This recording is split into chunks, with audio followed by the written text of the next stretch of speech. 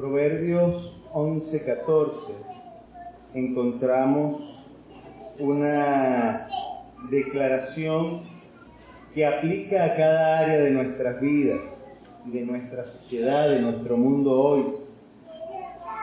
Donde no hay dirección sabia, caerá el pueblo, mas en la multitud de consejeros hay sabiduría. Donde no hay dirección sabia, caerá, perecerá el pueblo.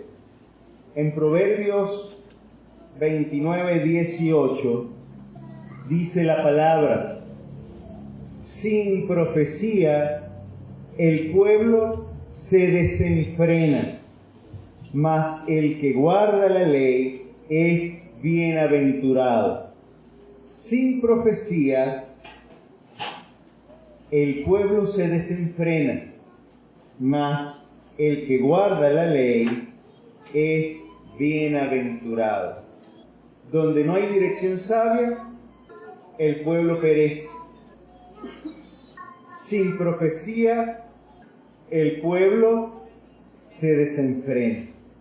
Y basta con mirar nuestro mundo hoy, basta con mirar nuestra sociedad, basta con mirar nuestro país, basta con simplemente mirar nuestra comunidad, aún lamentablemente basta con mirar nuestras propias familias para saber que tal afirmación es verdad. Con falta de un liderazgo sabio, donde no hay dirección sabia, el pueblo cae. Y pareciera que en este mundo todos parecieran seguir la invitación de esa canción que estuvo de época hace unos cuantos años atrás, y no voy a decir cuántos años para que no vean qué tan profunda va a caer la cédula, que decía: vive la vida loca. Y todo el mundo pareciera que está viviendo la vida loca. Todos se han acogido a esa invitación. La pregunta que debemos hacernos cada uno de nosotros es: ¿a quién sigo? En esos tiempos que ya no volverán, donde los niños jugábamos juegos de verdad, había un juego por allí, y esta mañana veníamos conversando sobre qué practicaban, cuáles juegos practicaban nuestro hermano Reinaldo y qué conocíamos, y ya sé que la infancia de nuestro hermano Reinaldo fue bien aprovechada y de buena inventiva, pero hubo un juego muy común que principalmente practicábamos como hermanos en algunas oportunidades cuando veníamos de la escuela a la casa o en las horas de recreo, que se llamaba la seguidilla. Y ese juego consistía, para aquellos que no lo conocen, y niños, es un juego muy sencillo. Uno va adelante marcando el paso y haciendo piruetas, y los de atrás, en el mismo lugar donde el que iba al frente hizo un brinco, todos tenían que ir y hacer el brinco. Y si se movía a la derecha, en ese momento todos tenían que moverse a la derecha y seguir los pasos uno tras otro. Y el objetivo del juego era seguir al líder de la mejor manera posible. Hoy pretendo invitarles e invitarme a considerar a Jesucristo como ese líder digno de imitar, al considerar algunos principios del liderazgo ejercido por nuestro Señor Jesucristo durante su ministerio terrenal. Y con la ayuda de Dios espero esbozar solamente algunos principios en este mensaje que he titulado Jesús, un líder digno de imitar. Y una pequeña advertencia: aunque se hablará de liderazgo, le invito a tener su mente y su corazón abierto, porque este mensaje no es exclusivo para aquellos que quizás ejercen un lugar de liderazgo en medio de la iglesia o en medio de el trabajo en donde se desenvuelve. Pues estos principios son aplicables a cada uno de nosotros, en cada área de nuestra propia vida. Les invito a que mantengan sus Biblias abiertas en el Evangelio de Juan capítulo 3. Y en primer lugar, en Juan 13, vamos a descubrir que el liderazgo que ejerció nuestro Señor Jesucristo se caracterizó por ser un liderazgo con propósito. Observe cómo dice Juan capítulo 13, el Evangelio de Juan capítulo 13, verso 1 al 4. Antes de la fiesta de la Pascua, sabiendo Jesús que su hora había llegado para que pasase de este mundo al Padre, como había amado a los suyos que estaban en el mundo, los amó hasta el fin.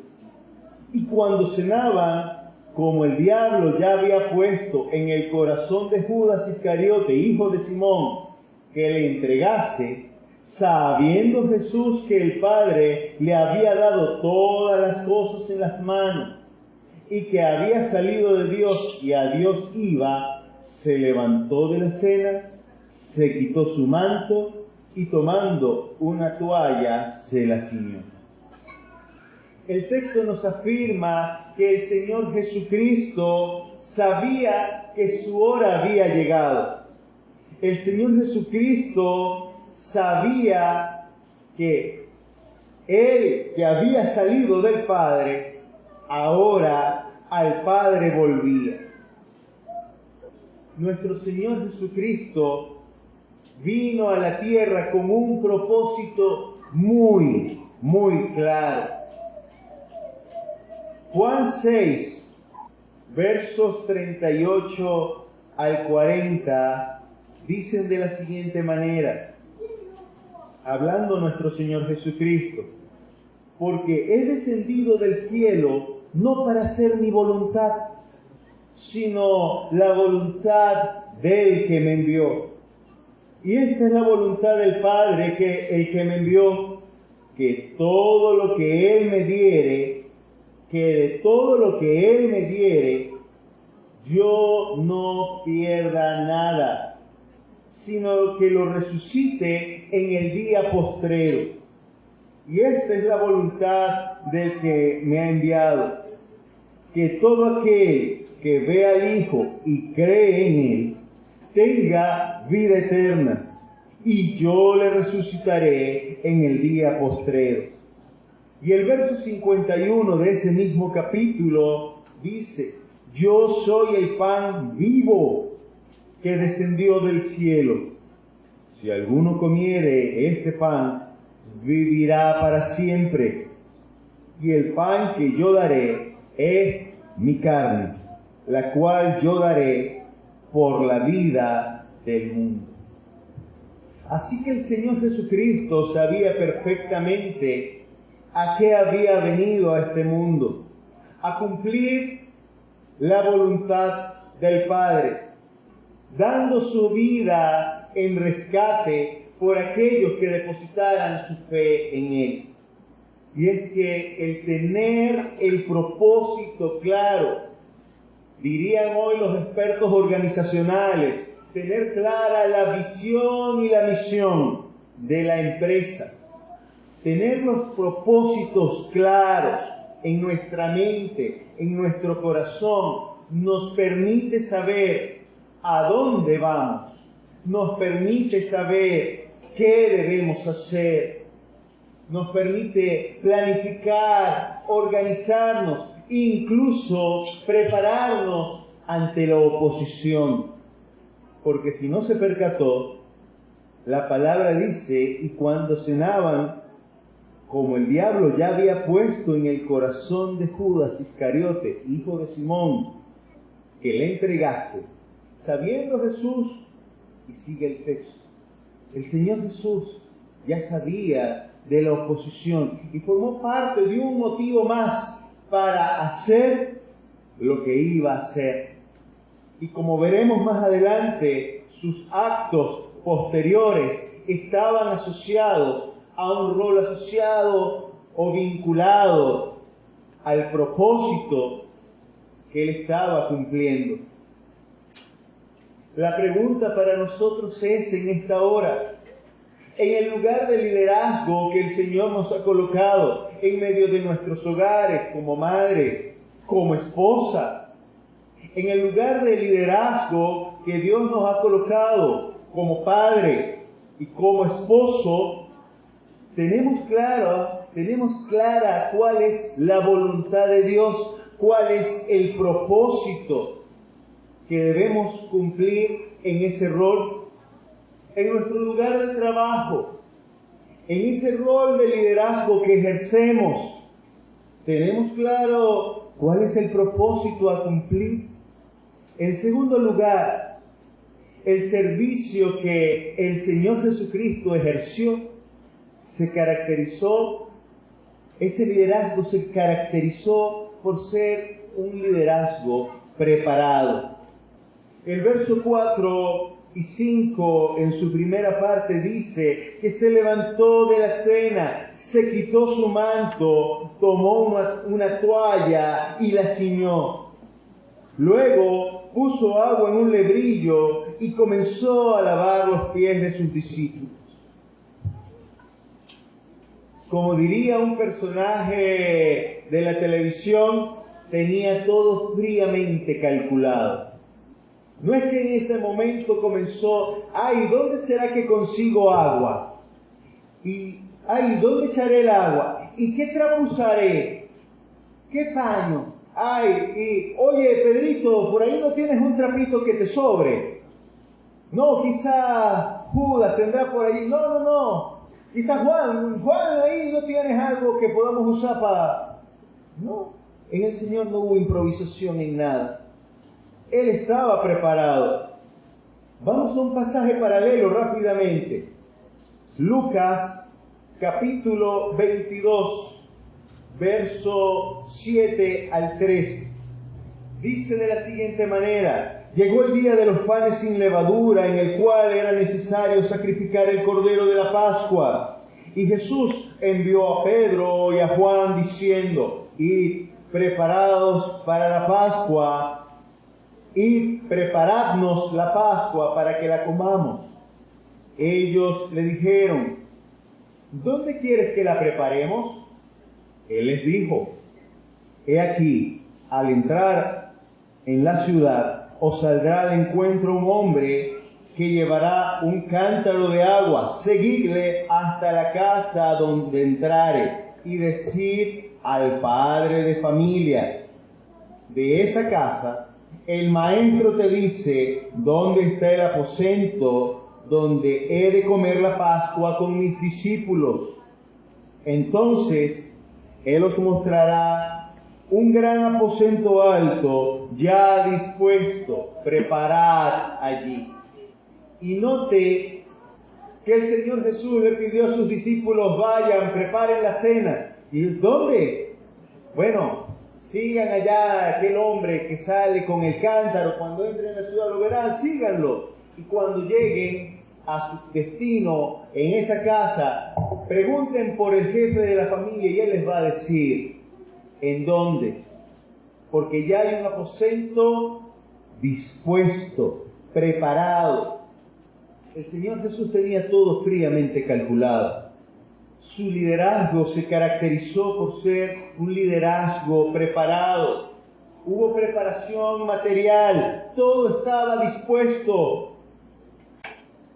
No era que Pedro y los discípulos al llegar digan: oye, ¿dónde conseguiremos la olla? ¿Y el fogón dónde lo pondremos? Porque no hay fogón, hay que construir un fogón.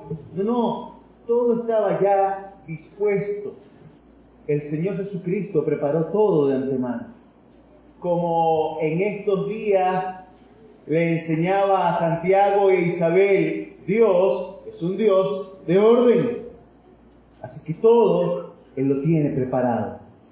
nada le agarra de sorpresa. Hubo una preparación material, hubo una preparación espiritual. Juan 14:11 pudiésemos tomarlo como uno de los tantos ejemplos de esa preparación espiritual de la cual nuestro Señor Jesucristo nos daba ejemplo.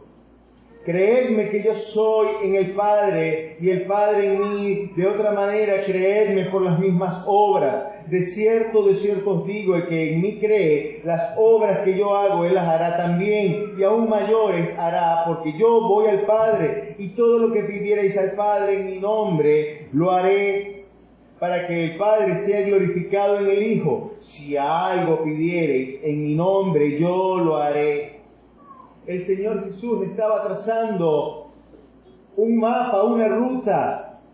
El Señor Jesucristo había sido ejemplo de oración, de una vida de oración a sus discípulos, y les estaba mostrando una ruta que seguir para la preparación espiritual. Temprano de mañana, Él se preparaba orando para momentos trascendentales. Él oraba para las cosas sencillas. Él oraba antes de escoger a sus discípulos.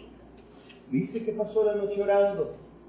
Antes de ir a la cruz, iniciar todo el proceso, pasó la noche orando. Ante cosas cotidianas, como mencionaban en la clase de escuela dominical, multiplicar unos panes y unos peces. Eso es pan comido para nuestro Señor. Pero aún así, Él oró. Calmar una tempestad, sanar. Nuestro Señor dio ejemplo de preparación espiritual. Conocía la palabra. Hubo una preparación emocional. El verso 21 del capítulo 13 de Juan dice, habiendo dicho Jesús esto, se conmovió en espíritu y declaró y dijo, de cierto os digo que uno de vosotros me va a entregar. Las últimas horas de vida, los últimos días del Señor Jesús fueron de gran pesar emocional. Y dice que Él se conmovió. Él sabía lo que iba a pasar. En su oración en el Getsemaní, la palabra nos dice que su sudor eran como grandes gotas de sangre.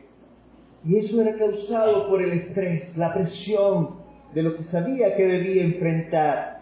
Así que eso no lo hubiese enfrentado si emocionalmente no estuviese preparado. Su ministerio se caracterizó por una preparación intelectual. Si no, Él no hubiese sido capaz de decirle a los fariseos, escudriñad las Escrituras, porque a vosotros os parece que en ellas tenéis la vida eterna, y ellas son las que dan testimonio de mí, y no queréis venir a mí para que tengáis vida. O si vemos en Lucas 2:42, cuando nos hace referencia a que el Señor Jesús estuvo en el templo y después de haber discutido y filosofado siendo aún un niño con las autoridades de la ley, Lucas 2:52, y Jesús crecía en sabiduría y estatura y en gracia para con Dios y los hombres. Nuestro Señor Jesús estaba preparado. Una preparación material, todo lo que iba a usar, una preparación espiritual en su comunión diaria con el Padre, una preparación emocional por saber la carga de controlar el carácter que como 100% hombre tenía, pues aunque era 100% Dios, era 100% hombre, y una preparación intelectual. Y eso nos da luz de que nosotros debemos prepararnos para cumplir los propósitos que Dios tiene para cada uno de nosotros, en cada área de nuestras vidas. Necesitamos prepararnos para nuestra vida cotidiana. Necesitamos prepararnos para nuestro diario vivir, para ese momento en cuando salimos de este lugar. Porque es fácil ser cristiano aquí encerrado. La carga comienza al cruzar esa puerta donde tenemos que mostrar qué tipo de personas somos.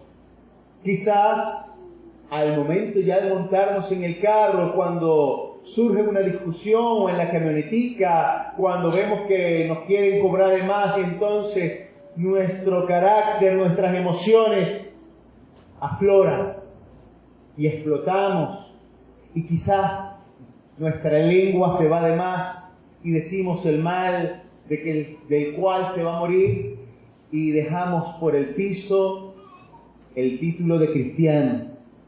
O quizás es mañana cuando entremos a la oficina y alguien nos reciba de una forma inadecuada y ¡pum! O alguien no cumpla con el trabajo que le había sido asignado y genera un gran problema y sale nuestro apellido a flote y el apellido de cristiano quedó, para el sábado en la noche, domingo en la mañana, quizás domingo en la mañana no, domingo a las 10 ya al pisar el templo, porque todavía tengo algunas cosas que limar entre 7 de la mañana. Dejemos un ratico más la carne. Preparación. ¿Cómo nos preparamos? No todo lo que nos vamos a conseguir en nuestro día a día es color de rosa. Y si hemos de ejercer algún liderazgo, si usted quiere orientar, guiar la vida de sus hijos, no puede tener un doble discurso. Si usted como esposo quiere edificar la vida de su esposa, su liderazgo no puede estar caracterizado por una doble moral. Si usted como esposa quiere edificar la vida de su esposo, en ese rol de liderazgo, usted no puede tener tampoco una doble moral. Si usted quiere ministrar aquí en la casa del Señor, quiere servir, usted no puede tener una doble moral. Ninguno de nosotros. Y estoy hablando de vivir consintiendo con el pecado. No de que en un momento resbalé y pequé y fallé y voy y me arrepiento, Dios, pequé y sentí dolor por mi pecado, me arrepentí. Estoy hablando de una doble moral, de vivir consintiendo con el pecado y no importa, no hay nadie que me vea. No hay nadie de la iglesia que me escuche diciendo tal o cual palabrota, o entrando a tal o cual lugar, o comportándome así, asao. Necesitamos prepararnos para poder cumplir con los propósitos que Dios ha preparado para cada uno de nosotros. ¿Cómo lo hacemos? ¿Cómo nos preparamos? No hay una receta mágica. No es un misterio tampoco. Es una cuestión de disciplina, de entrega. Ore, lea la Biblia, congréguese, busque a alguien a quien rendir cuenta y a quien pedir ayuda, consejería. Porque muchos de los problemas que enfrentaremos, créanme, que solos a veces es difícil. Usted no tiene ni idea de cuántas discusiones en casa y cuántos perdón en casa se han acelerado porque he tenido a alguien a quien acudir y decirle, mira, tengo esto y estoy como planche chino. Y mis hermanos saben que aunque yo soy el más tranquilo de la familia y soy el que menos broma he hecho, y como en algún momento me decía, tú eres chispa atrás. No las agarro en el aire. Moisés, David, Rubén, todas las agarran en el aire. Josué, las agarraban en el aire. Yo, ¿cómo? Vuélvemela a poner, repítemela. Pero llega un momento donde mi carácter aflora y donde simplemente corto rabo y oreja. Y no saben cuántas veces yo he tenido que buscar el apoyo para poder controlar y volver. Y a veces que me recuerden lo que ya yo sé de la palabra, pero que en ese momento mi carne está queriendo dominarme y necesito ayuda. y el Señor me ha dado a alguien a quien acudir para entonces sanar y evitar males mayores. Así que el congregarse, el tener a alguien a quien acudir, a quien revelar y confesar lo que hay, no para que me perdone porque no tiene autoridad alguna, sino para que me oriente y me ayude y me muestre a la luz de la palabra cómo no apartarme de la voluntad de Dios. Quiere prepararse para cumplir los propósitos que el Señor le ha trazado en su vida como cristiano. Quiere prepararse para cumplir con los propósitos, su plan de vida. Tiene que prepararse intelectualmente, lea buenos libros. Cuán despreciada está la lectura hoy en día. Nuestros muchachos no saben leer. Leen pero no comprenden. Son analfabetas crónicos. Dé ejemplo, lea, valore los libros, edúquese lo mejor que pueda, pero sobre todo, aprópiese de la armadura que Dios le ha ofrecido. Mira, ¿qué armadura? Busque Efesios capítulo 6 un segundo. Efesios capítulo 6. Verso 10 en adelante, vea cómo dice: por lo demás, hermanos míos, fortaleceos en el Señor y en el poder de su fuerza. Vestíos de toda la armadura de Dios para que podáis estar firmes. ¿Contra qué? Las acechanzas del diablo. ¿Reconoce algo en su vida que lo quiere apartar de la voluntad de Dios? ¿Reconoce algo en su vida, en su corazón, en su mente, en su entorno, que lo quiere separar de la buena, agradable y perfecta voluntad de Dios? Pues esa es una acechanza del diablo. Y aquí el apóstol Pablo comienza a describir esa armadura que el Señor le ofrece. Y por razón de tiempo y por estar fuera de los propósitos de este mensaje, simplemente le dejo la cita. Léala, estúdiela, medítela, atesórela. Necesitamos apropiarnos de la armadura que Dios nos ofrece. En tercer lugar, el Señor nos ha ofrecido un ejemplo al ejercer un liderazgo servicial. Juan 13, 5 y 6 dice de la siguiente manera: luego puso agua en un lebrillo y comenzó a lavar los pies de los discípulos y enjuagarlos con la toalla con que estaba ceñido. Entonces vino a Simón Pedro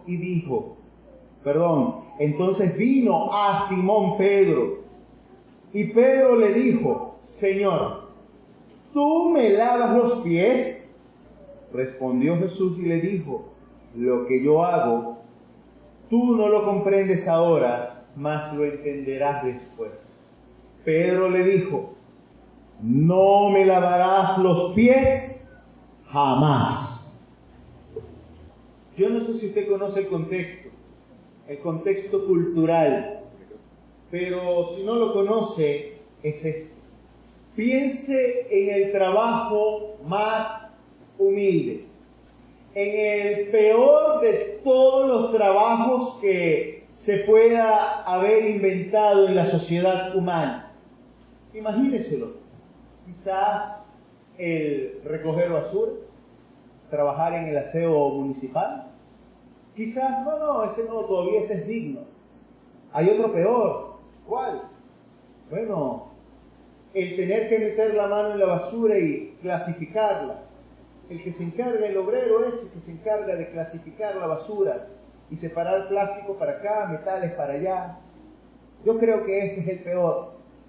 Otros podrían decir: no, el de enfermera, esas que tienen que estar lavando y bañando a ancianos y limpiando excrementos, porque la persona, no, ese es el peor de todos.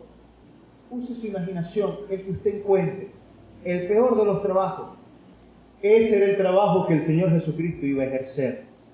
Ese tipo de trabajo, el lavar los pies en aquella cultura, era ejercido por el sirviente, por el esclavo de la categoría más baja. El que no tenía posibilidad de decir, no, yo no voy a hacer eso, que lo haga otro. No. Porque no tiene ni derecho a decir nada, a quejarse. Ese era el trabajo que el Señor Jesús ejercía. Y recuerden que en aquella época no se usaban zapatos cerrados, ni botas, o andaban descalzos, o andaban con sandalias, así que los pies estaban llenos de tierra, estaban mugrientos. Y salvo pequeñas excepciones, es decir, mostrar un profundo respeto o un profundo amor hacia alguien, ese trabajo no era ejercido sino por el esclavo.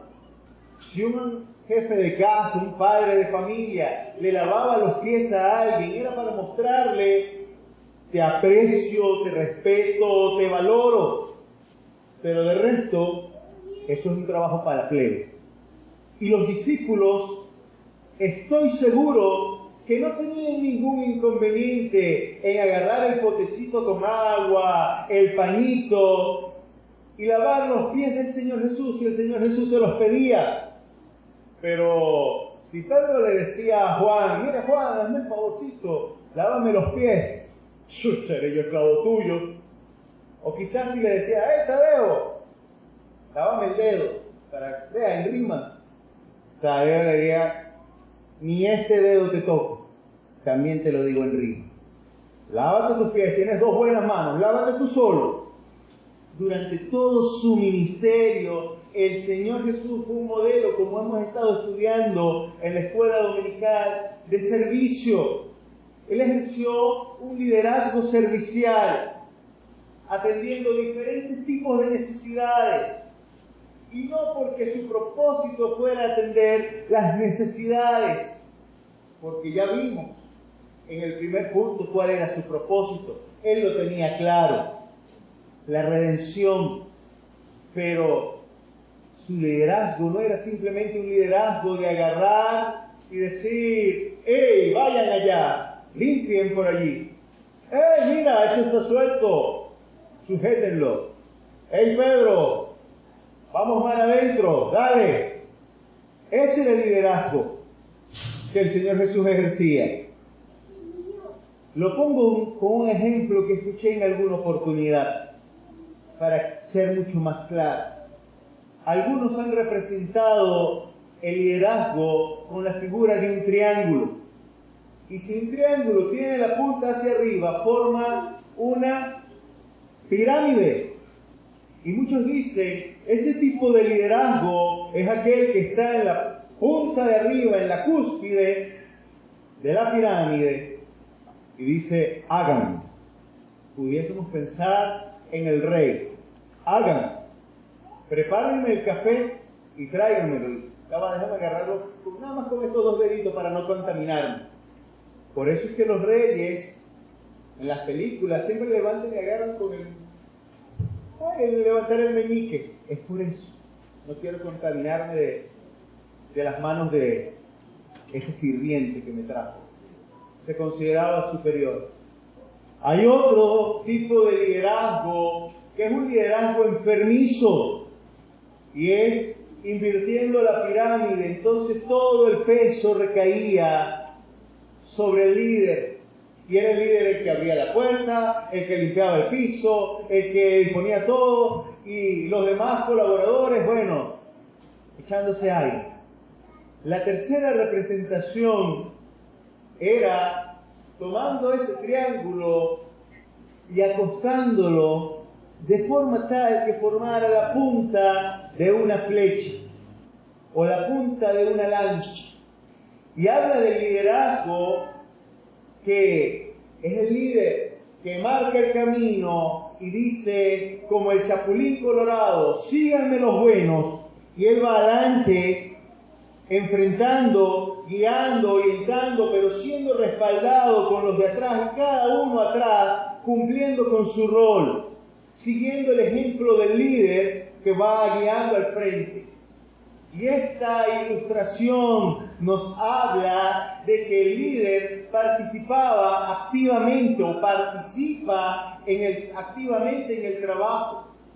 El líder no solo se encarga de supervisar, sino que modela, da un ejemplo de cómo debe ser el servicio. Pero también habla de que el líder no se carga haciendo todo el trabajo, sino que también delega la tarea. Pero el líder entiende que aunque delegué la tarea, la responsabilidad es mía porque soy el líder. La responsabilidad de que el trabajo se cumpla es mía. Y si tengo que ir y llamar la atención, llamo la atención. Si veo que el problema es que no sabe cómo hacerlo, voy y oriento y vuelvo a explicar y doy ejemplo. Si es que hay una dificultad, la que sea, trato de cubrirla. Se lo pongo como un ejemplo cotidiano. Ayer Yeleni no estuvo en casa en todo el día. Y yo pedí a Isabel, lava los baños. Yo delegué una tarea. Pedí a Santiago, ordena tu closet. Yo delegué una tarea. Y entre los dos, agarren a Lucas porque si no, no van a comer. Yo delegué una tarea. Pero si algo le pasaba a Lucas, ¿de quién es la responsabilidad? ¿De un niño de 8 o de 10 años o del padre? ¿Del padre? Isabel hizo un desastre en el baño. ¿De quién es la responsabilidad? ¿De una niña de 10 años que en sus mejores intenciones está tratando de hacer las cosas lo mejor posible? ¿O del padre?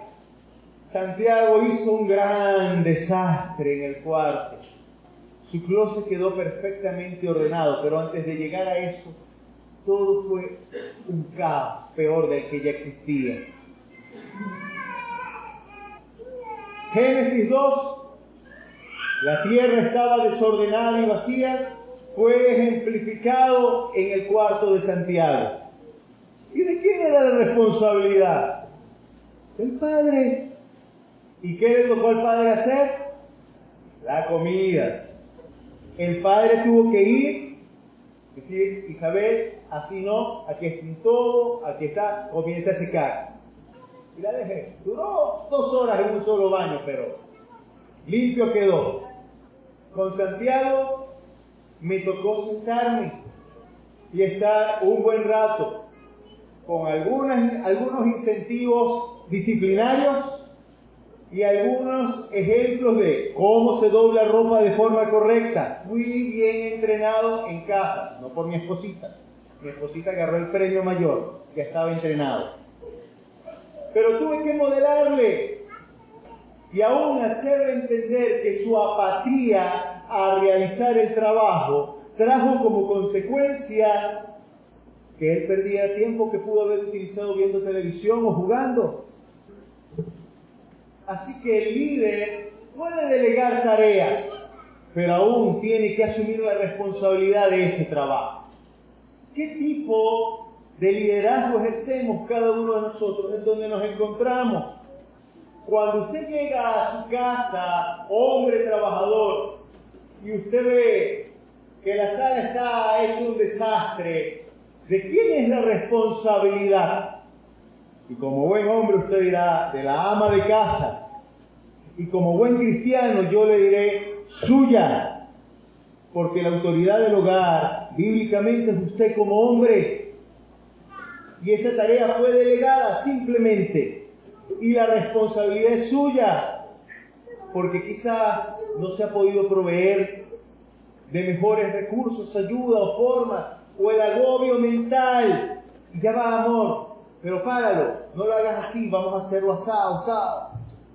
Y en vez de llegar a exigir y a pelear, es entender, yo tengo una cuota de responsabilidad porque yo soy el responsable ante Dios del hogar. soy el sacerdote de mi hogar. Hay roles específicos que Dios nos ha dado y que debemos respetar. Y aunque estoy hablando de que la mujer puede ejercer una función de liderazgo al orientar, guiar, animar a su esposo, yo no estoy descartando para nada el modelo bíblico que Dios estableció para el hogar. No me vaya a malinterpretar.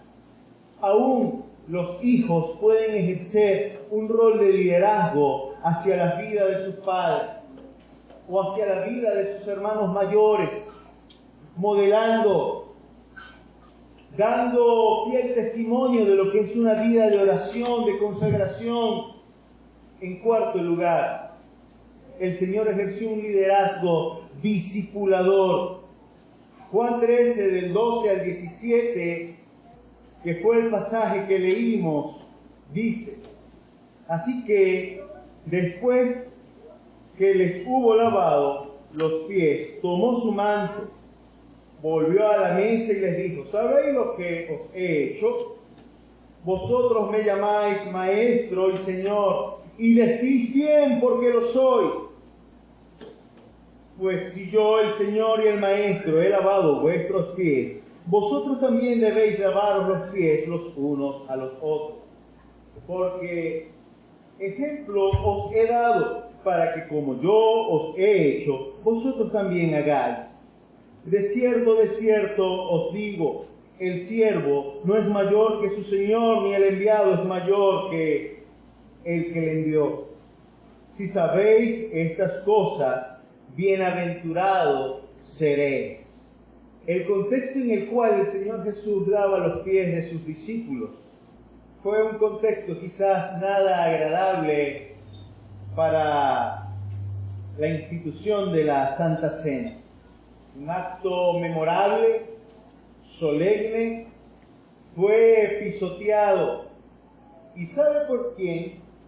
Por los mismos discípulos. Permiso.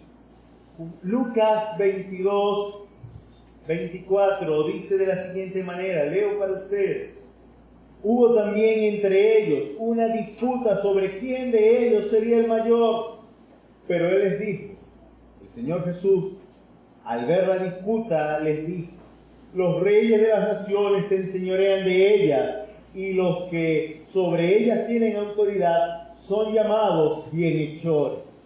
Mas no así vosotros, sino sea el mayor entre vosotros como el más joven, y el que dirige como el que sirve. Porque, ¿cuál es mayor, el que se sienta a la mesa o el que sirve? ¿No es el que se sienta a la mesa? Mas yo estoy entre vosotros como el que sirve. Dentro de los planes del Señor Jesucristo no solamente estaba el hecho de garantizarnos la salvación. Él se preocupó por la vida de esos 12, a quienes discipuló, a quienes preparó, y Él enseñó todo lo necesario para que ejercieran sus funciones posteriormente al momento de su ascensión. Ellos en un momento inicial no entendían cómo es que mi Maestro, el Señor, viene a lavarme los pies, y Pedro fue rotundo al decir: jamás me lavarás los pies. Y Jesús le respondió de forma muy dura. Vuelvo a Juan 13, verso 8, la parte final. Jesús le respondió: si no te lavare, no tendrás parte conmigo. Y es que si no somos lavados por la sangre del Cordero, si no somos lavados por el Señor, no tendremos genuina comunión con Él. Así que olvídese de pensar en estar delante de la presencia de Dios. Porque si no ha sido lavado por el Cordero, la quinta paila le está siendo reservada para el día del juicio. Y el Señor Jesús le estaba diciendo a Pedro Tú no vas a tener parte conmigo si yo no te lavo, si no estás dispuesto a ser mi discípulo, si no estás dispuesto a obedecerme, si no estás dispuesto a someterte a mi autoridad, a mi señorío, aunque haga cosas que tú no entiendes. Y ya el Señor Jesús le había dicho un versículo antes: lo que yo hago, tú no lo comprendes ahora, mas lo entenderás después. Y aunque su maestro, su Señor, le dijo: te estoy dando una lección que vas a entender después, la actitud de Pedro fue de rebeldía. Así que el Señor le habló con firmeza. El liderazgo del Señor fue un liderazgo discipulador. Madre, usted está preparando a su hija para cuando usted ya no esté. Usted está preparando a su hijo para cuando ya usted no esté. Si hay algo que yo tengo que agradecer a mi madre, es que me enseñó a lavar, planchar y cocinar.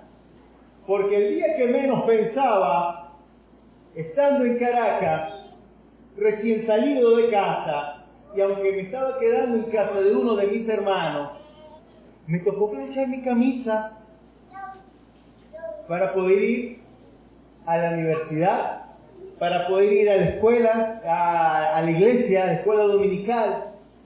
En más de una oportunidad me tocó cocinar. Y aunque tengo ahí el récord de la torta salada que no me he logrado desquitar, por lo menos lo que no es postre se me da. Y me defiendo. Porque fui preparado por mi madre para eso. Como suelo decir, mi madre me preparó para la guerra. Y llené la gloria a Dios por eso. Ahora, madre, usted ha preparado a su hijo, a su hija para la guerra. ¿Sabe que en el mundo tenemos una tremenda guerra contra el hogar, contra la familia, contra el modelo bíblico? Los estamos preparando, nos preparamos a nosotros mismos ante ese ataque constante que hay. Y quizás nosotros decíamos: no, esas cosas que se ven en Europa, aquí no va a llegar. Ay, ya estamos hablando del lenguaje inclusivo. Para solo mencionar un ejemplo. Supervisa qué es lo que sus hijos ven en la televisión. No, pero nosotros solamente vemos 4 canales porque no tenemos cable. Vea qué programas ven sus hijos. Y ha aprovechado esos programas para decirle: mira, a partir de ahora no lo vas a ver más porque eso enseña cosas que no son correctas, porque Dios enseña otra cosa. No lo vas a ver más porque no edifica. Se ha tomado el tiempo para eso. Eso es discipular. Dios te ha puesto un lugar de servicio en medio de tu hogar, de tu familia, en medio de tu comunidad, del lugar de trabajo. Y si quiere, le doy ejemplo también de la iglesia. Constantemente le digo a mis hermanitas de escuela dominical, a las maestras que fielmente trabajan: consíguete tu generación de relevo, consigue a quien capacitar, dame una propuesta de a quién podemos agarrar de la mano y formar. Moisés y yo tenemos una carga, ese lugar. Gracie tiene una carga allí. Es formar nuevas generaciones, encontrar discípulos, y se va enseñando desde las cosas más sencillas. Y a mí no me interesa un Tchaikovsky en el piano, me interesa alguien que ame profundamente al Señor y que por amor al Señor esté dispuesto a consagrar dones y talento y tiempo para prepararse y ejercer en ese lugar. Porque de nada me sirve tener a un cristiano aparente que toque de 1000 maravillas, pero que su testimonio esté por el piso. Para eso prefiero simplemente sincerar con la iglesia y decir: vamos a contratar a una banda musical cualquiera, y ya nosotros sabemos que son una cuerda de impíos, y bueno, por lo menos van escuchando el mensaje aquí de culto en culto. Quizás se arrepientan y tenemos más éxito. Así que la pregunta es: ¿qué estamos enseñando? ¿A qué le estamos dando valor? ¿Qué modelo de liderazgo estamos siguiendo? ¿Al modelo de la vida loca o al modelo de Cristo? En conclusión, mis hermanos, el Señor nos invita a ejercer desde nuestras respectivas trincheras, ya sea el hogar, trabajo, la comunidad, la iglesia, en todas inclusive, un liderazgo con propósito. Tengo claridad de cuál es el propósito del lugar donde Dios me ha colocado. ¿Puede usted describir con claridad cuál es mi propósito como madre, como esposo, como esposa, como copastor, como ministro de tal área, como diácono? ¿Puedo escribir con claridad y seguridad que este es mi propósito? Tengo clara la meta que el Señor ha de demandar de mí, como vimos hace unas semanas atrás en escuela dominical. Nos estamos preparando para poder ejercer esos lugares de servicio, porque no se crea que estos tiempos de predicación salen así como así. Pregúntenle a Reinaldo cuánto tiempo le toma prepararse, o al pastor, a Moisés, cuánto tiempo invertimos, cuánto tiempo invierto muchas veces indagando cosas nuevas que, oye, en el piano, mira esto nuevo que se puede hacer, o en la computadora, mira esto que... Prepararse para servir. Nos estamos capacitando.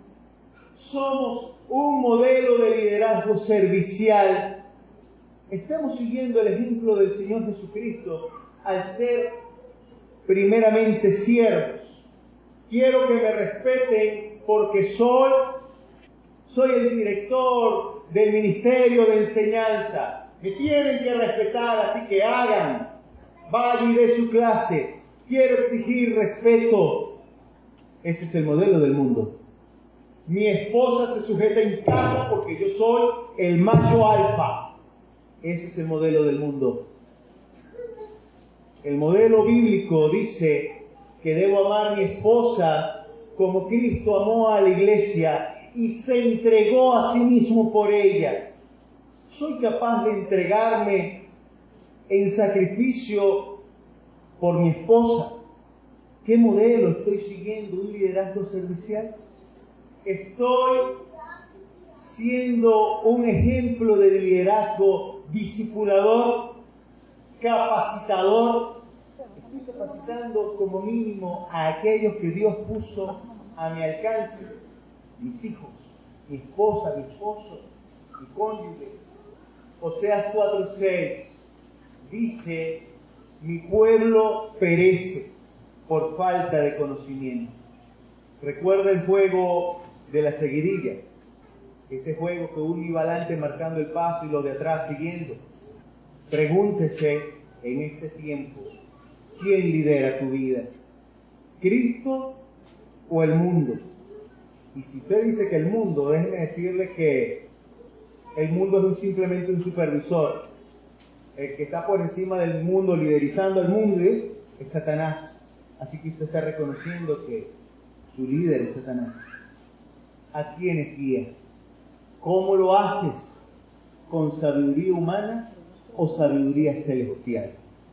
Es mi ruego al Señor que en este tiempo nosotros podamos reflexionar y podamos definir a quién seguir. Yo no sé si alguno de los presentes puede reconocer en esta hora ante el Señor: Señor, yo he fallado porque he seguido cualquier modelo menos el tuyo. Y solamente estoy mencionando algunas pocas características del liderazgo del Señor Jesucristo. Pero si usted ha reconocido en esta hora que su liderazgo deja mucho que desear, esta es la oportunidad que el Señor le da para iniciar de nuevo, mediante arrepentimiento y fe, apropiándonos de las armas que Él ha dispuesto para nosotros. Así que permítame orar por usted y aún por mí mismo.